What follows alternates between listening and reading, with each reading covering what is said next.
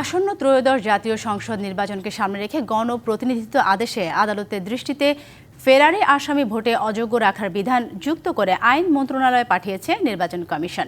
গণপ্রতিনিধিত্ব আদেশ ১৯৭২ আরোপিত সংশোধন অধ্যাদেশ ২০২৫ ভোটিংয়ের জন্য পাঠানো হয়েছে।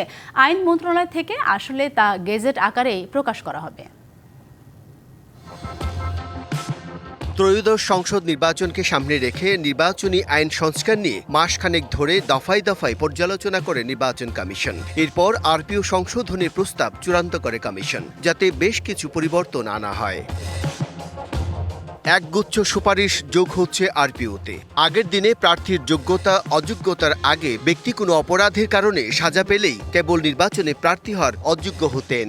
নায়াসিনামাইড ও স্যালিসাইলিক সমৃদ্ধ লিলি ফেস ওয়াশ, যা ফেসের ডেড স্কিন সেল দূর করে দেয় দ্বিগুণ ফাস্টার ব্রাইটেনিং। আর নতুন এই বিধানের ফলে মামলার রায় ঘোষণার আগে শুনানিতে অনুপস্থিতির দায়ে আদালত কাউকে পলাতক ঘোষণা করলে তিনি প্রার্থী হওয়ার যোগ্যতা হারাবেন। এছাড়া অনলাইনে মনোনয়নপত্র দাখিলের বিধানও তুলে দেওয়া হচ্ছে। প্রার্থী বা তার প্রস্তাব ও সমর্থনকারীদের সশরীরে রিটার্নিং বা সহকারী রিটার্নিং কর্মকর্তার কাছে মনোনয়নপত্র জমা দেওয়া বাধ্যতামূলক করা হয়েছে।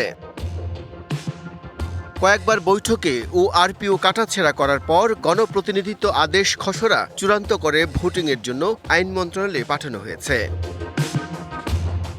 নির্বাচন কমিশনের ঘোষিত ত্রয়োদশ সংসদ নির্বাচনের রোডম্যাপে বলা হয়েছে সেপ্টেম্বরের মধ্যেই আইনি সংস্কার চূড়ান্ত হবে।